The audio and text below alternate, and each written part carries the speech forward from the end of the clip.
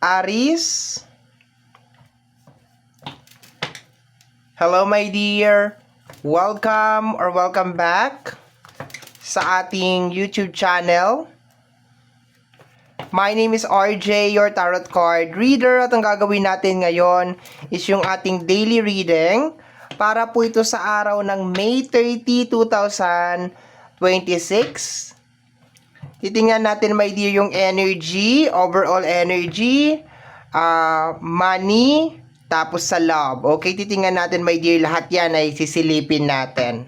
Pero bago tayo mag-proceed sa ating reading, kukunin ko muna itong pagkakataon na ito na magpasalamat. Maraming salamat po sa ating mga abangers. Sa mga walang sawang naghihintay at nag-aabang ng kanilang mga readings, maraming salamat po. Gusto ko rin pong pasalamatan yung mga napasilip lang po sa ating channel. Maraming salamat po. Thank you so much for dropping by. And thank you so much sa ating mga bagong subscribers. Welcome po dito sa ating channel. I hope na mag-enjoy po kayo dito sa ating channel at mahanap po ninyo kung ano yung mga bagay na hinahanap ninyo. Okay? Sana mahanap po ninyo yon dito sa ating channel. Ang tanging hiling at dasal ko lamang po sa ating buong may kapal na ang mga readings na ginagawa ko ay nakakatulong sa ating lahat. Let's go na tayo my dear.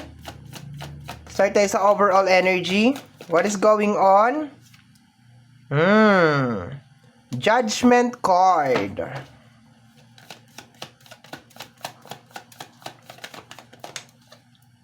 Oy, maganda. Teka lang ha. Pera to my dear, oh. Seven of Pentacles, okay? Alam mo kasi, ang judgment pag lumalabas yan, isang pangyayari or isang senaryo, my dear, na talagang nakatakda siyang mangyari. So, normally, yung kasunod niya na card, yun yung mangyayari. So, this is the Judgment card plus the Seven of Pentacles. Very nice to, my dear. Harvest time. Okay, let me see, my dear. Oh my gulay. Double whammy. Dalawang judgment. The Ace of Sword. The fruit of your labor, my dear. The fruit of your labor. The Nine of Sword. Oy, talagang napagod ka dito, no?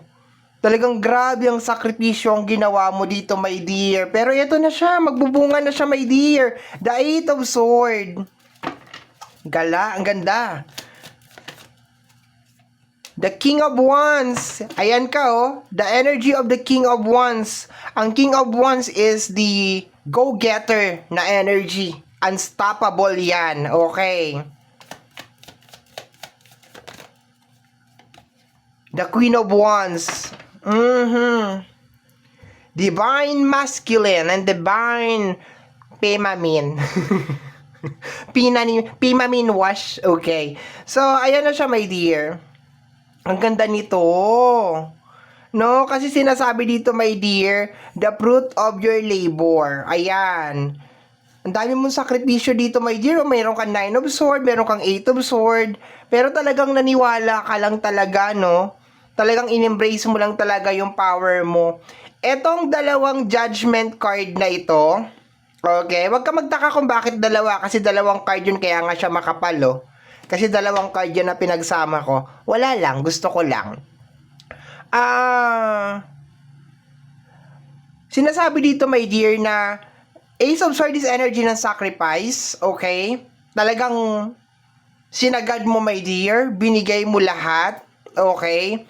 Tiniis mo yung isang sitwasyon, okay? Ang dami mong sleepless night dito, my dear. Ang dami mong puyat. Sometimes, umiiyak ka siguro mag-isa. Sometimes, pinanghihinaan ka ng loob, okay? Medyo bumibigat yung pakiramdam ko. Nagmi-mix emotion na siya, no? It's more on parang Eto na yun, ito na yung mga pinaghirapan mo. Maganda siya, my dear, pero medyo may konti akong nakukuhang sadness kasi siguro yung pinagdaanan mo bago mo makuha ito, bago mangyari ito, my dear. Sa energy ng Seven of Pentacles, tanaw mo na siya. No, hindi ibig sabihin, my dear, na nandito na siya, pero tanaw mo na siya. Abot tanaw mo na siya, my dear. Kumbaga parang, ayan na siya. Konting hakbang na lang, nandun ka na. So, today, May 30, 2026, you are receiving a lot of confirmation, my dear, galing sa ating buong may kapal about sa fruit of your labor. Okay? Probably, baka makareceive ka rin ng mga good news today. Ang ganda ng energy, my dear. Very, very nice. Okay? More on money to, my dear. More on harvesting. Actually, yung energy niya is more on binibigay sa iyo kung ano yung deserve mo because you work hard for it. Okay? So, more on money siya, pero pwede din naman na mga ibang energy kung ano man yan. Okay? So, silipin na natin yung iyong money and career. Let me see.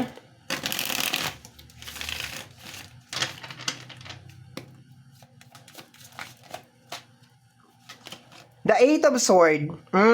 May Eight of Sword ka rin doon, no? Oh. Yes, talagang tiniis mo talaga siya. The Knight of Cups. Inilaban. Marami ka natutunan dito, my dear, sa sitwasyon na ano. Actually, parang ano siya eh, parang bonus na lang eh, no? Dami mo marirealize ngayon, my dear. Itong araw na to, masaya siya na malungkot, nakaka-mix emotion siya, my dear. Kasi ang dami mong na-realize, my dear. Ang dami mong sakripisyo, ang dami mong pagod, and ang dami mong nare-realize ngayong araw na to, my dear. Ang dami mong pinagpapasalamat. Okay? Naghahalo yung dalawang energy, masaya na malungkot. Okay. The Seven of Cups. Distraction, illusion. Okay. Dami mong pinagdaanan. Grabe. The Seven of Pentacles. I told you. Harvest time. Congratulations. Ang galing. Ayan na. Malapit na, my dear to. Go, laban mo yan. You're receiving a lot of confirmation ngayong araw na to. May 30, 2026. I love you, Aries. The Knight of Wands. The Two of Cups. May mga taong trinidor ka, oh. May mga taong binitray ka. And the Three of Wands. Level up. Congratulations, my dear. Yung sinabi ko kanina nung umpisa na eto na, abot tanaw mo na, my dear. Etong fruit of your labor, ang bunga ng iyong mga paghihirap at sakripisyo, damang-dama mo na siya, my dear, sa araw na ito. Eto, meron mga nag-tridor sa'yo, my dear, oh, sa energy ng Two of Cups, okay? You move forward from a certain illusion. I think kung meron ka man natutunan, my dear, sa usapin ng pinansyal, it's more how to value your money. No, paano pahalagahan ang perang pinagtrabahuan. Yun ang nakukuha ko. Kasi illusion, Seven of Cups, tapos Three of Wands. So, nakaalis ka na dun sa illusion. Okay, marami kang natutunan. Sabi ko nga, my dear, hindi mo naman siguro intention na matuto, pero mararamdaman mo talaga, my dear, na kung ano tong pinagdaanan mo or kung ano tong pinagdadaanan mo pa rin hanggang sa ngayon, marami talagang naiano sa to, marami talagang naituro na mga lesson ito, my dear. Ang saya nung energy. I love it. Kumakaway-kaway na, my dear, yung bunga ng iyong mga pinaghirapan. Okay? Ayan, oh. Seven of Pentacles, Eight of Swords, Knight of Cups, Knight of Wands. Ibig sabihin, hindi ka talaga tumigil, my dear. Hindi ka talaga tumigil kahit anong bagyo, kahit anong sakuna.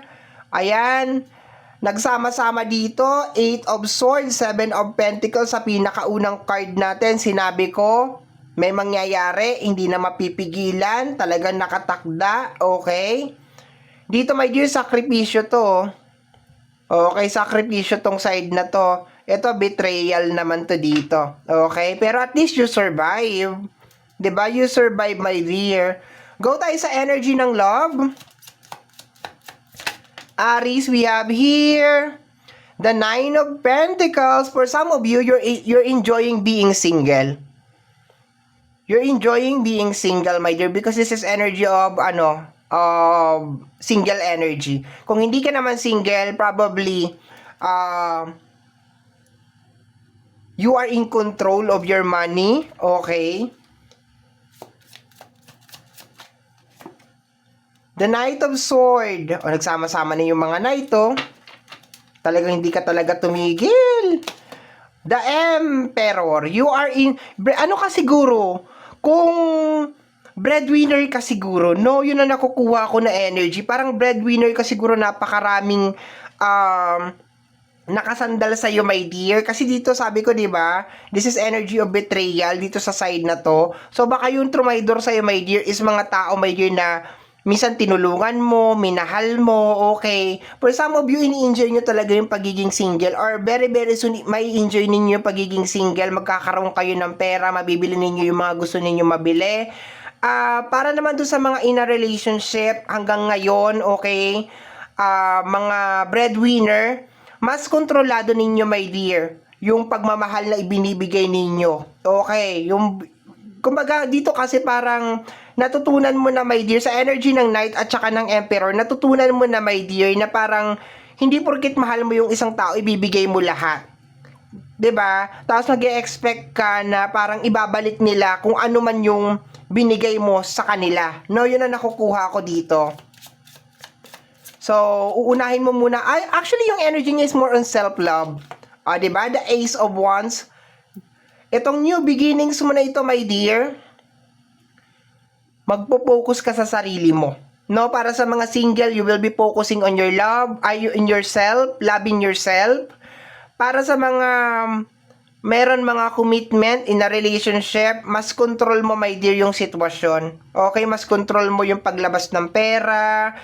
Baka mag-aano ka ngayon na mag-ipon, mag-save para sa tag-ulan, okay, para hindi na maulit yung same scenario, yung mga ganon.